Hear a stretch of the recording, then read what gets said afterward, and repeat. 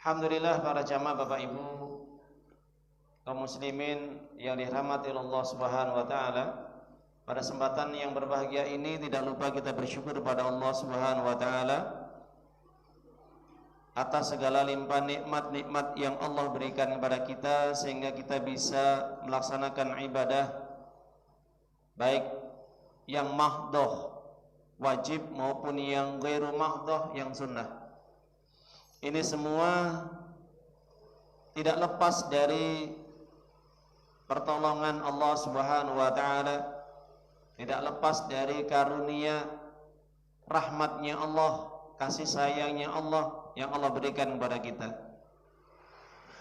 sehingga kita bisa tetap istiqomah untuk menjalani ibadah yang itu sudah menjadi kewajiban kita sebagai orang yang mengaku muslim, taat, patuh, tunduk kepada Allah, dan juga mengaku beriman, mempercayai, meyakini semua apa yang Allah sampaikan di dalam Al-Quran dan juga di dalam sunnah-sunnah Rasulnya yang mulia Sallallahu Alaihi Wasallam.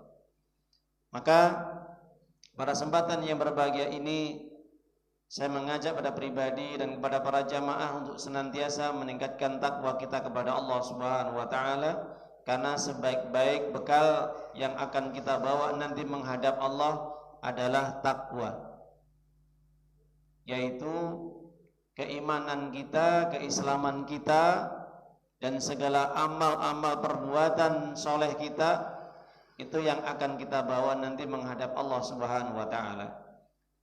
Bukan yang lainnya, bukan harta, bukan kecerdasan, bukan kepandaian, bukan jabatan, bukan kedudukan, bukan popularitas, bukan istri, bukan anak, bukan rumah, bukan kendaraan, tapi yang kita bawa adalah takwa. Fatazawwadu fa inna khaira zadi taqwa. Hendaknya kalian mencari bekal, karena sebaik-baik bekal adalah takwa. Wattaquni ya ulil albab. Hendaknya kalian senantiasa tetap takut kepadaku, wahai orang-orang yang berfikir, orang-orang yang cerdas. Jadi orang-orang yang cerdas adalah orang-orang yang senantiasa dia memikirkan kehidupan akhirat, kehidupan yang abadi, bukan kehidupan dunia yang fana dan kehidupan dunia ini yang senantiasa menipu. Wa mal hayatud dunya illa mata'ul ghurur. Tidaklah kehidupan dunia ini kecuali adalah melalaikan. Banyak orang yang dilalaikan dengan kenikmatan-kenikmatan dunia. Banyak orang dilalaikan dengan harta, dengan pekerjaan, dengan keluarga, istri, anak, profesi, kedudukan, jabatan, apapun. Urusan-urusan dunia kadang-kadang dilalaikan, sehingga lupa untuk mentaati Allah, lupa untuk mengabdi kepada Allah, lupa beribadah kepada Allah Subhanahu wa taala. Oleh sebab itu para jamaah kaum muslimin rahimani rahimakumullah azza wa jalla, kami ingatkan tadi di dalam salat, kita senantiasa mengingatkan baik di dalam salat maupun di luar salat. Apa yang kami sampaikan, yang kami bacakan di dalam Al-Quran surat Al-Munafikun, surat yang 63, surat yang ke-63 ayat yang ke-9. Allah Subhanahu wa taala menjelaskan dalam ayat tersebut, ya ayyuhalladzina amanu la tulhikum amwalukum wala auladukum an dzikrillah. Di dalam ayat tersebut Allah mengingatkan kepada kita, ketika Allah memanggil wahai orang-orang yang beriman, ini menandakan bahwa Allah masih memperhatikan hambanya yang beriman.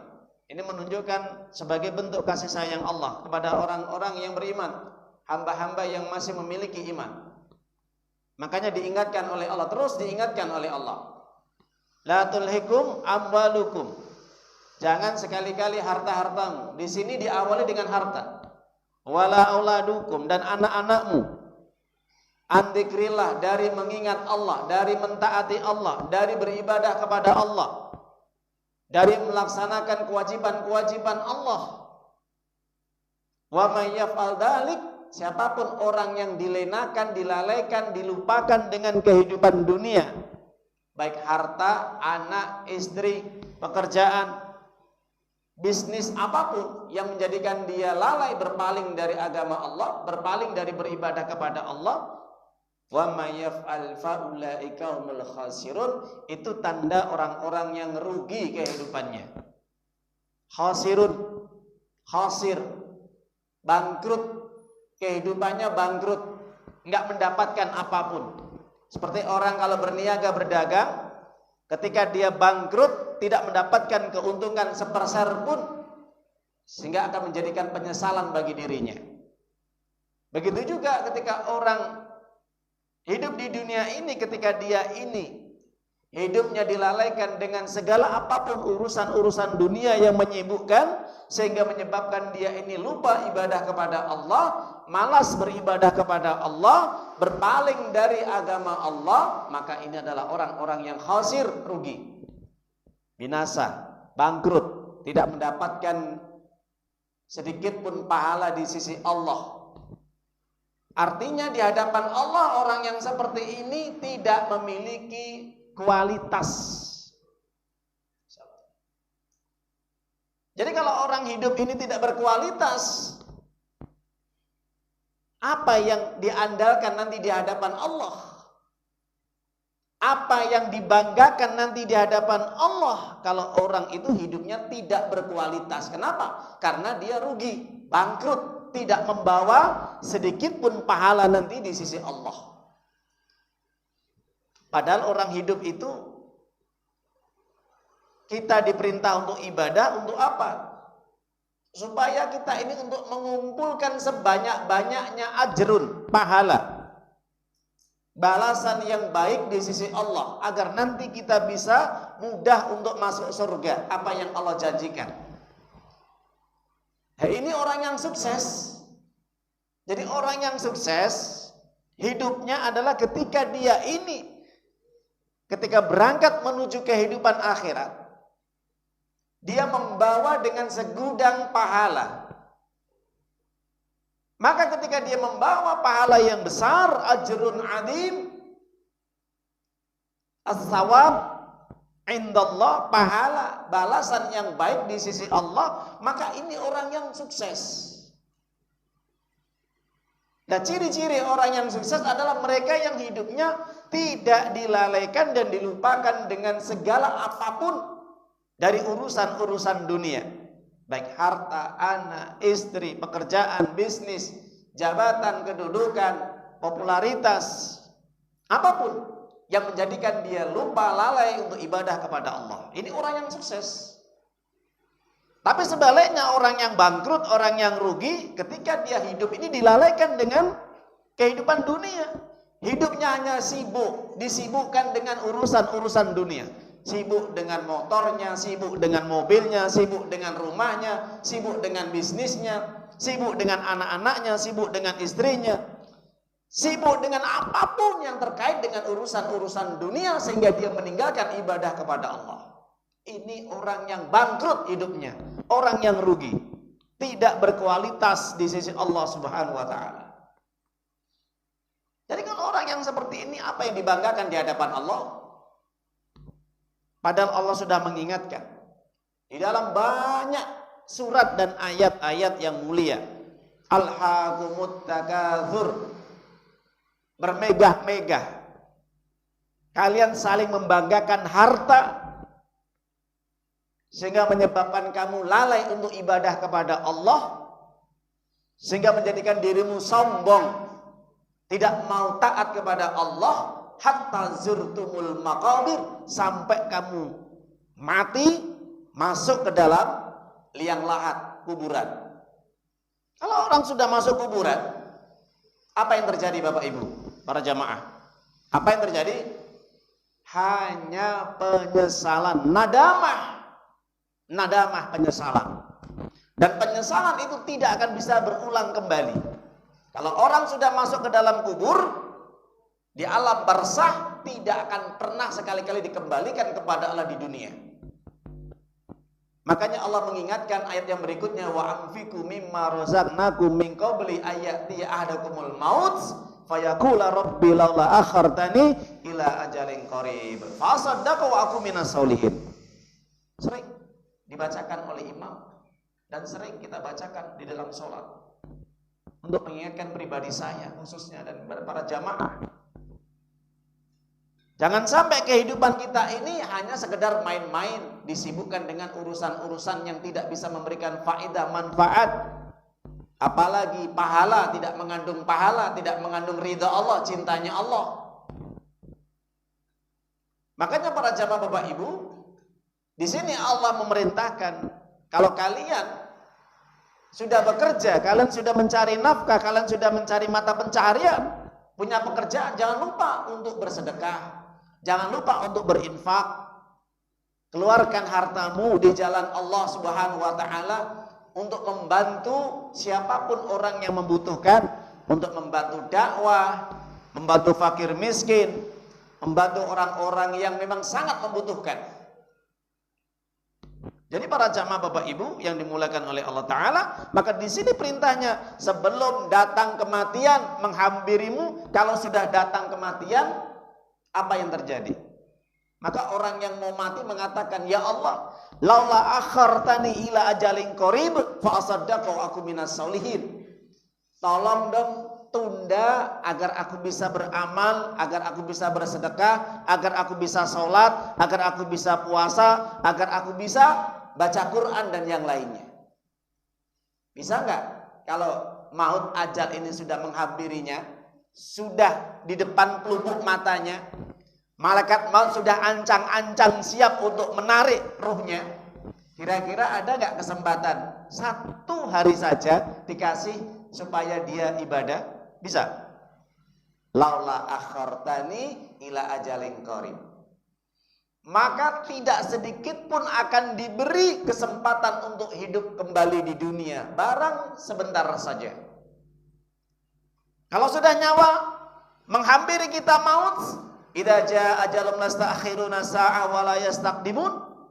Di dalam surat Al-A'raf ayat 34 Allah mengatakan, kalau ajal ini sudah datang menghampiri manusia seseorang, maka tidak akan sedikit pun dimajukan maupun ditunda atau diundur. Jadi ya sudah, orang ketika sudah datang kematian ya sudah harus siap dia.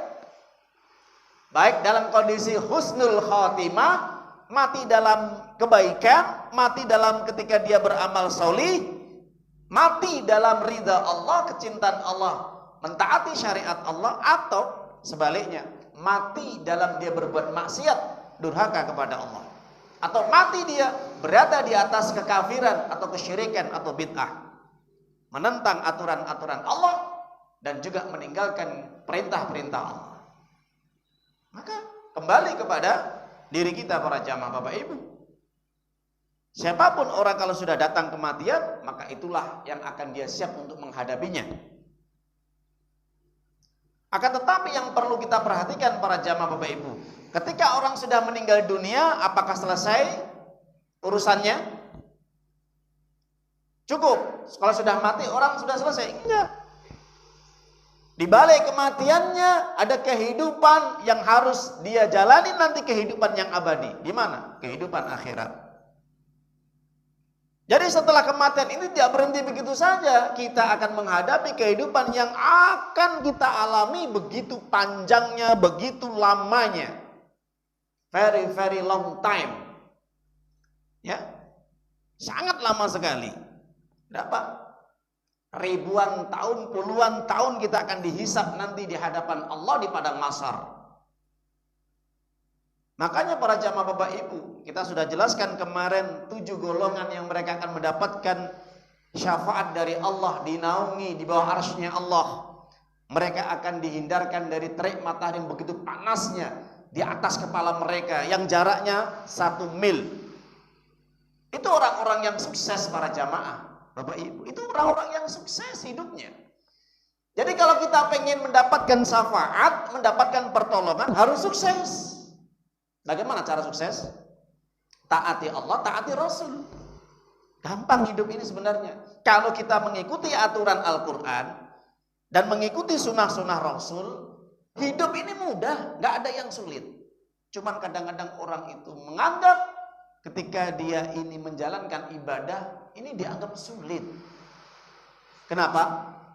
Karena hatinya ini punya dua cabang. Satu ibadah kepada Allah, satu cinta dunia. Makanya berat.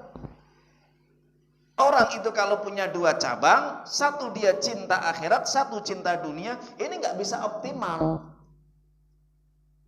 Makanya yang harus diutamakan yang mana? Akhiratnya.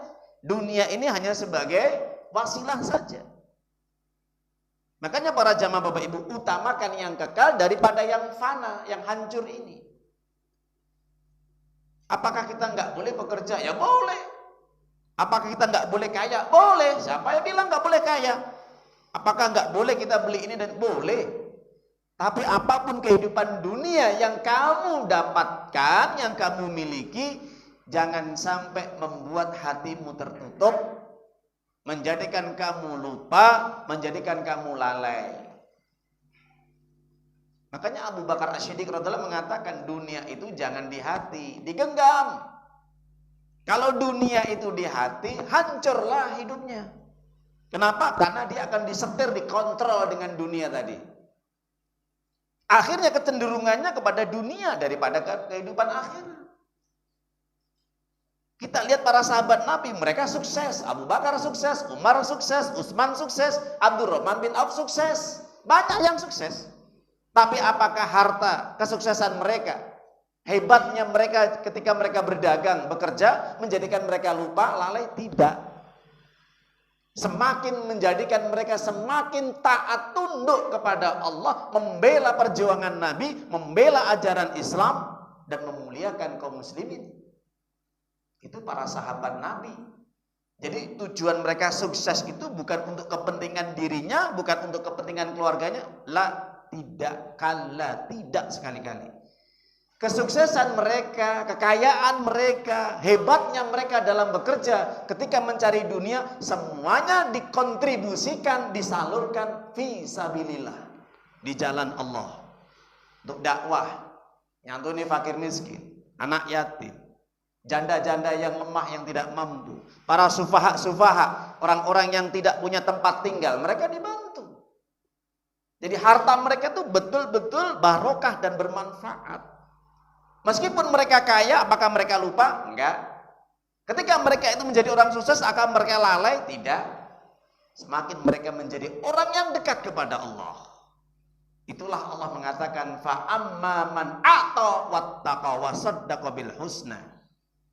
Adapun orang yang dia bertakwa dan membenarkan surganya Allah, maka itulah orang-orang yang senantiasa mengkontribusikan hidupnya untuk agama Allah. Mereka kaya tapi tidak sombong, mereka sukses tapi tidak lalai dan malas dalam beribadah kepada Allah. Jadi itu para jamaah Bapak Ibu yang harus kita tanamkan dalam diri kita. Kalau kita pengen menjadi orang yang betul-betul berkualitas di hadapan Allah, maka apapun yang kita miliki itu hanya untuk Allah. Diri kita untuk Allah, harta kita untuk Allah, semua yang kita miliki untuk Allah, bukan untuk yang lainnya. Makanya para jamaah Bapak Ibu yang dimuliakan oleh Allah, kalau nanti kita pada hari kiamat di padang mahsyar, kita akan menjadi 7 golongan yang mendapat naungan dari Allah. Ada di antaranya, harus kita masuk di dalamnya. Kalau kita tidak menjadi pemimpin, nggak mungkin kita jadi pemimpin. Ya, oke lah, nggak bisa jadi pemimpin yang adil. Mereka adalah orang-orang pilihan, orang-orang hebat dalam beragamanya, dalam ketakwaannya, dalam bagaimana leadernya, menjadi pemimpin harus tahu dalam sisi militer, politik, Islam dan yang lainnya. Paling tidak ke bawah menjadi apa? Pemuda yang senantiasa rajin dalam beribadah kepada Allah. Taatnya kepada Allah luar biasa. Jadi antum semuanya pemuda. Saya pemuda. Pengen kita mendapat naungan dari Allah, maka apa kata Nabi? Syabun nasya'a fi ibadatillahi ta'ala. Pemuda yang tumbuh dia dalam ketaatan kepada Allah. Pengen dapat naungan 7 golongan, jalankan. Ini sukses ini. Ya. Kita nggak jadi pemimpin, minimal pemuda. Atau mungkin golongan yang kedua, menjadi orang yang hatinya selalu tergantung, terpaut, lengket dengan rumah-rumah Allah, masjid, musola, aktif dalam beribadah, sholat 5 waktu, rajin ngaji, datang pengajian, dan masih banyak ibadah-ibadah yang lain. Makmurkan rumah-rumah Allah, pengen dapat apa? Naungan, sukses itu. Jadi kalau kita pengen sukses hidup kita, ya, amalkan supaya kita masuk di antara 7 golongan. Gak bisa, ya udah masuk 2 orang yang mencintai karena Allah, mencintai karena ketaatan, karena ibadahnya, karena akhlaknya yang mulia, karena agamanya. Kita mencintai dia karena dia hebat, Masya Allah, agamanya luar biasa. Dia orang yang betul-betul rajin dalam beribadah, akhlaknya mulia. Kita cinta karena Allah, bukan cinta karena nafsu, bukan cinta karena duit atau harta, bukan. Atau kalau kita tidak mampu, maka minimal kita bisa berinfak di jalan Allah, bersedekah. Kita sembunyi-sembunyi, kita sedekah. Apa yang kita miliki dari harta kita, meskipun hanya sedikit, nggak apa-apa. Yang penting ikhlas. Daripada banyak tapi keluar-keluar, gembar-gembor, pamer, ria. Kita nggak mampu sedekah, ya sudah, kita jaga kesucian kita, akhlak kita. Jangan sampailah kita jangan sampai kita kena fitnah. Fitnah apa? Fitnah wanita. Bagi pemuda ini luar biasa. Makanya di antara 7 golongan itu adalah ada seorang pemuda yang betul-betul ifah. Apa ifah? Menjaga kesucian, kehormatannya. Ketika digoda oleh wanita, diajak untuk goncengan, pacaran, ini akhafullah, aku takut kepada Allah. Kita pengen sukses, jaga kesucian kita. Kalau kita masih renteng-renteng, kita masih pacaran, nggak berkualitas ini. Pemuda nggak ada berkualitas di hadapan Allah. Ya. Kalau kita masih chattingan dengan wanita yang bukan menjadi hak milik kita, bukan istri kita, kita masih seneng ya. Di Facebook, di Instagram, atau di mana kita masih seneng ngelek-ngelek wanita yang bukan mahramnya. Ya, ini nggak berkualitas ini. Ya, masuk 7 golongan. Tunjukkan di hadapan Allah. Kita menjaga kesucian kita, menjaga jati diri kita. Tunjukkan kita seorang muslim yang dimana kita anti pacaran, anti untuk berzina. Kalau tidak bisa, maka yang paling belakang adalah tunjukkan di hadapan Allah kita banyak menangis, bertobat, meneteskan air mata kita di hadapan Allah. Kita mengaku banyak dosa. Kita banyak dosa. Jangan menganggap kita, kita sudah jamaah, sholatnya tertib, kita sudah ngaji, sudah ini dan itu. Iya kalau diterima, kalau enggak. Bisa jadi karena di dalam hati kita ini banyak penyakit-penyakit. Ya, di dalam diri saya juga banyak penyakit. Makanya harus kita sucikan. Antum-antum juga mungkin masih banyak penyakit. Penyakit sum'ah, penyakit riya, penyakit ujub, penyakit dengki, penyakit sombong. Ini kan merusak amal. Ya perhatian Bapak Ibu. Ini bahaya. Nanti kita nggak sukses nanti pada hari kiamat. Sebaliknya kita menjadi orang yang rugi. Makanya dari sini kita akan membahas. Kemarin sudah kita jelaskan di dalam hadis Imam Bukhari Muslim 7 golongan orang-orang yang mendapat naungan. Sekarang kita akan bahas orang-orang yang akan dihinakan dan juga orang-orang yang akan direndahkan nanti pada hari kiamat di padang mahsyar sampai mereka masuk neraka. Para jamaah Bapak Ibu dimuliakan oleh Allah Subhanahu wa taala. Saya awali dengan satu hadis Nabi sallallahu alaihi wasallam. Nabi sallallahu alaihi wasallam bersabda dalam hadis Imam Muslim, "Yub'atsu ala kulli 'abdin ala ma mata alaihi." Setiap orang nanti akan dibangkitkan sesuai dengan ketika dia dalam kondisi matinya. Perhatikan di sini. Seseorang nanti akan dibangkitkan pada hari kiamat sesuai dengan kondisi kematiannya. Kalau ketika dia mati sedang menenggak khamr, sedang mendem mabuk, ya sudah. Dia akan bangkit nanti sedang dia minum khamr. Ketika dia sedang zina, maka mati, bangkit lagi juga dalam kondisi dia telanjang berzina. Dengan dihinakan, na'udzubillah. Ketika dia ini berbuat maksiat, berbuat dosa apapun, nanti disesuaikan dengan ketika matinya dia sedang apa. Dan lebih menghinakan lagi kalau kita lihat bagaimana kondisi orang-orang kafir ketika dia mati. Di dunia saja dia sudah matinya hina, apalagi nanti dibangkitkan dalam kondisi hina. Bagaimana keadaan orang-orang kafir, orang-orang musyrik, orang-orang munafik tulen, ketika mereka nanti dibangkitkan pada hari kiamat, para jamaah Bapak Ibu. Ini disesuaikan kata Nabi sallallahu alaihi wasallam ketika dia matinya. Ketika dia mati dalam membawa kekafiran, dosa kafir, dosa musyrik, syirik, dan dosa penyimpangan yang luar biasa dari syariat Allah Subhanahu wa taala. Bahkan kematian mati dalam di atas kemunafikan atau di atas kekafiran, kesyirikan, maka orang yang seperti ini kata Allah Subhanahu wa taala, mereka akan digiring menuju padang mahsyar sampai nanti masuk ke dalam neraka. Kepala mereka di bawah, kaki mereka di atas. Para jamaah Bapak Ibu, kita akan buka di dalam Al-Qur'anul Karim yang di sini menceritakan bagaimana kondisi keadaan orang-orang yang semasa hidupnya dia tidak mau mentaati Allah, mereka mengkufuri ayat-ayat Allah, dan juga mereka berpaling dari agama Allah Subhanahu wa taala. Di sini kita akan menjelaskan keadaan orang-orang kafir ketika digiring, atau orang-orang musyrik atau munafik ketika mereka digiring dan dikumpulkan menuju ke neraka setelah mereka dibangkitkan. Yang pertama, mereka akan digiring dengan kasar dan kejam.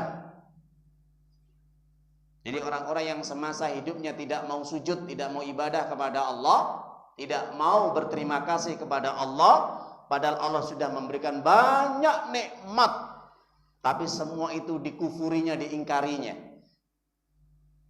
Tandanya orang yang tidak syukur, tidak berterima kasih kepada Allah, padahal dia dikasih hidup panjang 40, 50, 60, 70 tahun bahkan lebih, tapi semua hidupnya tidak berkualitas, tidak membawa pahala sedikit pun di sisi Allah. Maka orang seperti ini bagaimana keadaannya? Maka perhatikan, mereka akan digiring dengan kasar dan kejam oleh para malaikat. Dijelaskan di dalam surat At-Tur, Allah Ta'ala berfirman, ayat yang 13 dan 14, surat At-Tur, ya. Allah Ta'ala mengatakan, yauma yud'un ila nari jahannam da'a hadhihi an-nar allati kuntum biha tukadzibun. Allah Ta'ala menjelaskan ketika pada hari kiamat mereka dibangkitkan, kemudian mereka akan didorong, mereka akan, kalau orang bilang tuh ya, didorong tuh surung ya. Surungnya itu dengan kasar, didorong-dorong gini. Kamu jalan digorong ya. Kalau bahasa orang Jawa dicongkrok nih ya. Terus didorong-dorong mereka. Setelah proses melalui hisab di padang mahsyar, kemudian mereka akhirnya ditarik dengan rantai sekuat-kuatnya, dibelenggu tangan mereka, kemudian mereka digiring menuju ke neraka. Kemudian katakan, inilah neraka yang dahulu kamu mendustakannya. Inilah neraka yang siap kamu akan memasukinya. Kenapa? Semasa hidup kamu tidak pernah mau menerima kebenaran Allah, petunjuk Allah di dalam ayat-ayatnya dan hadis-hadis Nabi yang mulia. Ini yang pertama. Yang kedua, mereka akan digiring secara berkelompok-kelompok ataupun bergelombang-gelombang dan akan disambut oleh para malaikat penjaga neraka, itu malaikat Zabaniyah, sampai di ambang pintu neraka dengan penuh penghinaan dan celaan. Digiring, kemudian dipersiapkan neraka jahanam yang akan mereka masuki, dan di situ ada malaikat Zabaniyah, penjaga neraka jahanam. Dan ada 7 pintu. Makanya Allah berfirman, wasiqal ladzina kafaru ila jahannam zumara, hatta idza ja'uha futihat abwabuha wa qala lahum khazanatuha alam ya'tikum rusulun minkum yasluna 'alaikum ayatina ya ayati rabbikum wa yundirunakum liqa'a yaumikum hadza qalu bala walakin haqqat kalimatul azab 'alal kafirin. Apa kata Allah? Ketika mereka itu digiring ya, dengan paksa, dengan kejam, dicela, dihina, sampai mereka mendekati pintu neraka jahanam. Kemudian ketika mereka sudah mendekati pintu neraka jahanam, yang di situ ada malaikat Zabaniyah, pendunggu neraka jahanam. Kemudian dikatakan kepada mereka, alam ya'tikum rusulun minkum yasluna 'alaikum ayati rabbikum wa yundirunakum liqa'a yaumikum hadza. Apakah belum pernah datang kepada kalian orang yang memberikan peringatan, yang menasihati, yang mengingatkan? Utusan-utusan kami, baik para nabi, para rasul, ustadz-ustadz, para kiai, ulama, yang mereka senantiasa menasihati kalian, para khotib-khotib Jumat. Kalian dengar, kalian tahu ada undangan pengajian, kalian tidak mau mendengarkan, kalian tidak mau mendatanginya.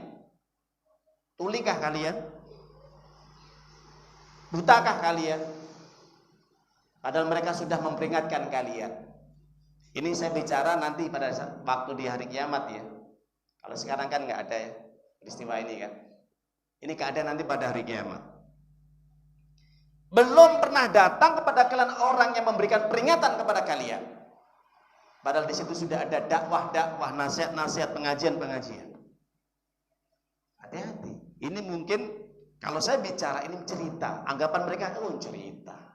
Kan belum nyata. Silakan hari ini mereka hanya mengatakan ini dongeng, ini cerita. Kan belum pernah kita merasakan keadaan di sana. Ini Al-Qur'an, ayat Allah. Maka apa kata Allah Subhanahu wa taala? Dikatakan oleh Allah Subhanahu wa taala, apakah kalian tidak pernah memikirkan untuk bertemu dengan Allah? Mereka mengatakan, tidak. Saya tidak ingin bertemu dengan Allah. Karena saya dilalaikan dengan kehidupan dunia. Padahal kami tahu. Ada orang yang menyampaikan, mendakwai, mengajak, mengingatkan. Baik lewat azan, khotbah-khotbah Jumat, lewat HP, lewat WhatsApp, Instagram, apapun. Saya tahu. Saya juga melihat. Tapi saya tidak tertarik katanya. Bayangkan Bapak Ibu, tidak tertarik dengan pengajian-pengajian dakwah nasihat, tidak tertarik sama sekali. Itu jawabannya. Qalu bala walakin haqqat kalimatul azab 'alal kafirin. Maka dia akhirnya menyesal. Ya Tuhanku, kepastian pasti kami akan disiksa karena kami kafir. Dia mengaku karena kami kafir. Karena kami mengingkarinya. Kami tidak butuh semasa hidup untuk mendengarkan nasihat bimbingan. Kami hanya sibuk dengan urusan-urusan dunia. Kami hanya sibuk dengan pekerjaan-pekerjaan bisnis kami. Kami tidak pernah menghiraukan nasihat-nasihat ataupun bimbingan-bimbingan, peringatan-peringatan. Seakan-akan itu hanya berlalu. Na'udzubillah. Qila dakhulu abwaaba jahannam khalidina fiha fa ni'ma maswal mutakabbirin. Dikatakan kepada mereka, ya sudah, masuk saja kamu ke neraka jahanam lewat pintu ini. Masuk kamu. Sambil dijongkrok nih, didorong, dilemparkan mereka ke dalam neraka jahanam. Apa kata dia? Kamu kekal di dalamnya selama-lamanya. Itulah neraka jahanam, seburuk-buruk tempat tinggal bagi kalian karena semasa hidup kalian sombong. Bapak Ibu, para jamaah Bapak Ibu, apa itu sombong? Sombong itu tidak menghiraukan peringatan Allah dan dia ada dalam dirinya, tidak mau diatur sama Allah. Sehingga pengen hidupnya bebas. Allah tidak mau mengatur dirinya. Dan dia pengen hidup bebas. Tidak mau dibatasi dengan apapun. Syariat agama tidak mau. Dan orang seperti ini biasanya menolak kebenaran dan meremehkan nasihat dari orang lain. Itu adalah mutakabbir, sombong. Jadi orang-orang sombong, ini loh, saya punya harta, punya jabatan, punya kedudukan, punya popularitas. Saya nggak butuh pengajian, saya nggak butuh nasihat, saya nggak butuh bimbingan. Itulah orang yang sombong. Naudzubillah min dzalik. Para jamaah Bapak Ibu yang dimuliakan oleh Allah Ta'ala, kita rehat dulu azan. Silakan. Para jamaah Bapak Ibu yang dimuliakan oleh Allah Ta'ala.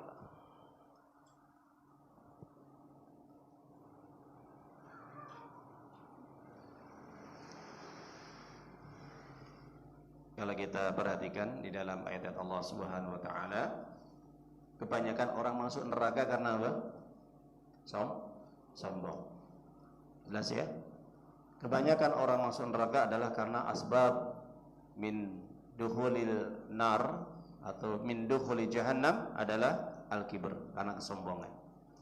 Oleh sebab itu Nabi SAW bersabda dalam hadis Imam Muslim, la yadkhulul jannata man kana fi qalbi mithqala dzarratin min kibr. Al-kibr batrul haq wa ghamdun nas. Tidak akan pernah masuk surga orang yang di dalam hatinya ada sifat sombong, meskipun seberat biji sawi atau lebih kecil daripada itu. Ketika ditanya, apa itu sombong ya Rasulullah? Sombong itu ketika orang itu sudah tidak mau menerima kebenaran Allah, tidak mau menerima petunjuk Allah, tidak mau menerima nasihat-nasihat bimbingan Allah Subhanahu wa taala, dan selalu mengabaikan apa yang Allah perintahkan. Itu orang yang sombong. Perintah sholat, nggak mau sholat. Perintah puasa, nggak mau puasa. Perintah untuk zakat, tidak mau zakat padahal mau. Perintah untuk mencari ilmu, tidak mencari ilmu. Dan masih banyak lagi perintah-perintah yang lain. Perintah untuk menutup aurat dan yang lain. Nah, ini orang yang sombong. Jadi banyak di dalam Al-Quran kalau ada perintah, di situ tidak dijalankan. Sombong tidak? Sombong. Sekarang nggak usah kita jauh-jauh. Ketika ada bos kita, tuan kita, juragan, manajer kita, pemimpin kita, pimpinan kita dalam perusahaan, kantor, ataupun kita kerja di pabrik, kalau kita tidak menjalankan perintah atasan kita, apa hukumannya? Apa hukumannya? Tidak digaji, di PHK, SP3, ya tak? Dikeluarkan. Itu di dunia saja. Kita begitu taatnya kepada manusia. Banyak orang di dunia begitu dia taatnya kepada manusia ketika diperintah dalam urusan dunia. Tapi ketika diperintah sama yang membuat manusia, yang menciptakan manusia, yang memberikan rezeki manusia, yang mengatur segala kehidupan manusia, yang mengabulkan segala hajat keperluan manusia, yang mematikan menghidupkan manusia. Tapi kenapa tidak mau ditaati? Ini kan orang sombong. Jadi para jamaah Bapak Ibu, ya. Nah, itu kalau kita perhatikan seperti itu. Makanya jelas ya. Di dalam Al-Quran surat Az-Zumar 71 dan 72 yang saya bacakan tadi, ketika mereka digiring menuju pintu-pintu neraka jahanam dan mereka didorong, dilemparkan ke dalam neraka jahanam, dikatakan, inilah sebab kamu semasa hidup kamu sombong, menyombongkan diri, tidak mau ibadah. Padahal Allah sudah memberikan waktu hidup itu lama sekali. Kamu dikasih sehat dengan sakit banyak mana? Banyak sehatnya. Kamu dikasih fakir, ya. Seandainya kamu nggak bisa makan, nggak dapat harta, dengan dapat harta banyak mana? Dapat hartanya. Ya, kalau dihitung-hitung nikmat Allah itu, masya Allah, nggak bisa digantikan dengan apapun, nggak bisa. Kita menghitung pun nggak bisa. Wa in ta'udu nikmatallah tusuha. Kalau kita menghitung nikmat Allah, tidak akan pernah mampu. Coba. Kita bisa berjalan, kita bisa makan, kita bisa melihat, kita bisa bicara, kita bisa mendengar. Itu nikmat yang luar biasa. Kalau seandainya ini diambil sama Allah, kita nggak bisa bicara, bisu, kita nggak bisa mendengar, tuli, kita nggak bisa melihat, buta. Apa yang terjadi? Kita mau cari di pasar, di mall, yang jualan mata, nggak ada. Kita mau operasi mata, ya kalau cocok, kalau enggak, belum harganya mahal. Ya, begitu mahalnya sehat. Kenapa sombong? Apa yang disombongkan? Ya. Jadi itulah nanti kondisi orang-orang yang semasa hidupnya tidak mau ibadah kepada Allah. Innal ladzina yastakbiruna an ibadati sayadkhuluna jahannama dakhirin. Ini ancaman dari Allah di dalam surat Ghafir, surat yang ke-40 atau surat Mukmin namanya, Al-Mukmin. Bukan Al-Mukminun itu, tapi surat Al-Mukmin atau surat Ghafir, surat 40 ayat 60. Innal ladzina yastakbiruna an ibadati sayadkhuluna jahannama dakhirin. Orang-orang yang semasa hidupnya menyombongkan diri akan kami seret mereka, akan kami lemparkan mereka ke neraka jahanam dalam kondisi hina. Semasa hidupnya tidak mau ibadah, tidak mau rukuk, tidak mau sujud kepada Allah. Padahal nikmat yang Allah sudah berikan itu banyak sekali. Berikutnya para jamaah Bapak Ibu yang dimuliakan oleh Allah. Nanti orang-orang yang semasa hidupnya dia mengingkari ayat-ayat Allah, kufur, tidak bersyukur, tidak mau taat kepada Allah, mereka akan digiring, mereka akan dikumpulkan di padang mahsyar, kemudian mereka akan diseret, wajah mereka di bawah, kaki mereka di atas. Sebagai apa? Bentuk penghinaan kepada mereka. Na'udzubillah min dzalik. Jadi kepalanya ini di bawah, kakinya di atas. Mereka ini diseret, ya, sampai menuju neraka. Neraka didekatkan, surga pun didekatkan. Maka hal ini dijelaskan di dalam surat Al-Furqan surat 25 ayat 34. Allah berfirman, alladzina yasharuna ala wujuhim ila jahannam ulaika syarrul makana wa adallu sabila. Orang-orang yang mereka akan dikumpulkan saat itu kemudian mereka akan digiring menuju neraka jahanam dalam kondisi kepala mereka di bawah, kaki mereka di atas, dibalik. Bagaimana yang bayangkan ini? Kepala mereka di bawah, kaki mereka di atas, diseret menuju neraka jahanam mereka. Ulaika syarrun makana wa adallu sabila. Itulah seburuk-buruk tempat tinggal mereka dan jalan yang paling tersesat yang mereka lalui. Jadi para jamaah Bapak Ibu, ini peringatan dari Allah ya. Kenapa saya menyampaikan, wah ini Ustadz ini ngeden-ngedeni ya. Ustadz itu nakut-nakuti. Tidak, saya tidak menakut-nakuti. Saya hanya menyampaikan ayat Allah agar kita ini tidak terlena dengan kehidupan dunia, agar kita hidup tidak main-main. Karena kita tidak tahu kapan kita akan mati. Di antara jamaah kita sudah meninggal dunia duluan, sekarang sudah di alam kubur. Ya. Tinggal menunggu giliran kita. Siapkan kita mencari bekal. Ya. Makanya jangan sampai kita disibukkan dengan urusan-urusan dunia atau yang tidak bermanfaat. Kemudian sahabat bertanya, ya Rasulullah, bagaimana kok bisa orang itu berjalan kepalanya di bawah, kakinya di atas? Ketika mereka nanti dikumpulkan di padang mahsyar, digiring menuju neraka, apa kata Allah jawabannya? Bukankah Allah menjadikan manusia yang ketika mereka berjalan dengan kakinya tegap, kepalanya di atas, kemudian dibalik nanti pada hari kiamat, kakinya di atas, kepalanya di bawah, apakah itu hal yang mudah? Lebih mudah bagi Allah. Jadi nanti kelihatan ya para jamaah Bapak Ibu, ketika nanti dia dibangkitkan, berjalan, kepalanya di bawah, kakinya di atas, ini nanti akan kelihatan, kita tahu, oh siapa itu. Oh semasa hidupnya nggak pernah ibadah. Semasa hidupnya nggak mau taat dia kepada Allah. Nah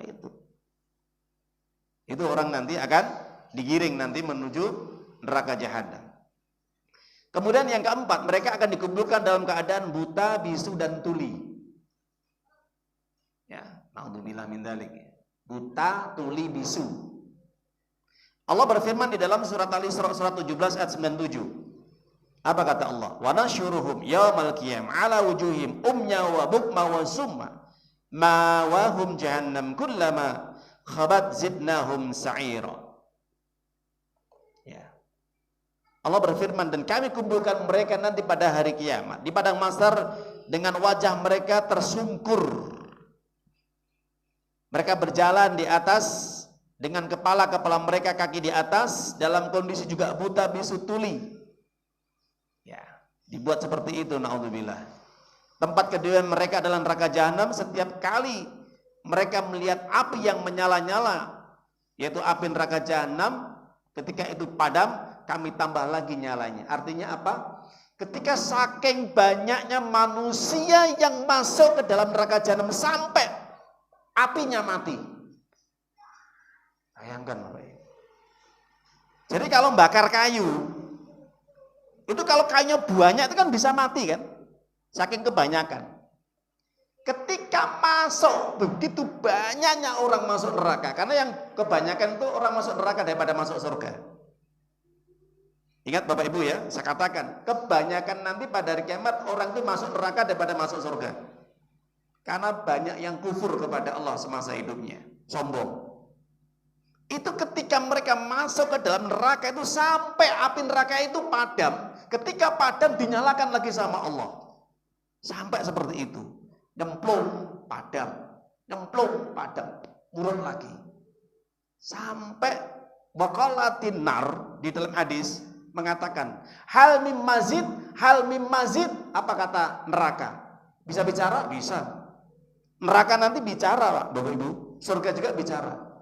Ya Allah, ada tambahan lagi enggak? Ada tambahan lagi enggak? Ada, terus seperti itu. Jadi minta tambahan lagi para jamaah Bapak Ibu. Neraka itu minta tambahan lagi. Meskipun apinya nanti padam, dinyalakan lagi sama Allah. Padahal neraka jahanam, bukan neraka jahanam, neraka itu dalam hadis Nabi, itu apinya itu dipanaskan dalam 3 tahapan. Dalam 3 tahapan itu 3000 tahun. Setahun di akhirat ya, bukan di dunia. Setahun di akhirat. Itu 3 tahapan sampai 3000 tahun. Setahun itu api dipanaskan sampai berwarna merah. Kemudian sampai berwarna biru, sampai berwarna hitam. Bayangkan Bapak Ibu. Seperti apa panasnya. Makanya panasnya api di dunia itu adalah 69 per 1/69. Jadi bagian daripada panasnya dunia ini masih 1/69 panasnya nanti di akhirat. Bagiannya masih 69. Jadi nanti akan ditambah 69-nya nanti di sana. Jadi kalau kita misalkan kena api ya, sampai kita melepuh gosong gitu. Kecil, Pak. Karena kerikilnya api neraka saja itu nanti itu yang paling rendah tingkatan neraka siksaannya adalah ketika mereka memakai terompah sandal berjalan di atas tanah neraka di sana itu, kerikilnya itu bisa mendidihkan otak. Jadi tembus ke otak itu, otaknya tuh didih, langsung hancur. Itu api neraka yang paling ringan nanti pada hari kiamat. Itu paling ringan. Bagaimana yang paling berat? Na'udzubillah. Kita berlindung kepada Allah dari siksaan yang berat nanti. Makanya Nabi kita Muhammad SAW mengajarkan kepada kita, jangan lupa kita berdoa. Jangan lupa kita berdoa setiap kita tasahud akhir sebelum salam. Ya, ini penting sekali. Saya nasihatkan diri saya dan pada antum Bapak Ibu. Apa doanya? Allahumma inni a'udzubika min adabi jahannam. Ya Allah, aku berlindung kepadamu dari siksa api neraka jahannam. Wa min adabil qabri, dan siksa dari siksa kubur. Wa min fitnatil mahya, dan juga keburukan-keburukan ketika aku hidup. Wa mamati, ketika keburukan datang kematianku, su'ul khatimah. Wa min syarri fitnatil masih dajjal, dari keburukan munculnya dajjal laknatullah alaih nanti pada hari kiamat. Itu doa yang diajarkan Nabi kepada kita. Jangan lupa itu dibaca Bapak Ibu nggih, agar kita dihindarkan dari berat siksaan nanti pada hari kiamat. Naudzubillah. Semoga bermanfaat kajian pada malam hari ini. Insyaallah akan kita lanjutkan yang akan datang, dan kita tetap semangat untuk mencari ilmu, karena hanya bekal ilmulah ini yang akan bisa mendekatkan diri kita kepada Allah dan memudahkan kita untuk masuk surga. Amin ya rabbal alamin. Kita tutup majelis ini dengan bacaan hamdalah. Alhamdulillahirabbil alamin. Subhanaka Allahumma wa bihamdika asyhadu an la ilaha illa anta astaghfiruka wa atubu ilaik. Assalamualaikum warahmatullahi wabarakatuh.